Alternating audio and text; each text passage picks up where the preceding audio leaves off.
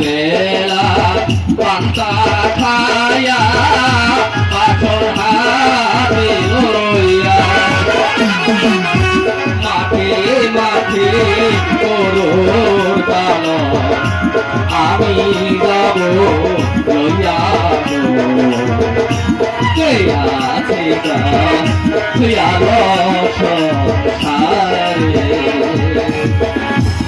আচ্ছা জানো তুমি যদি তাই পারো তাহলে তুমি থেকে যাও।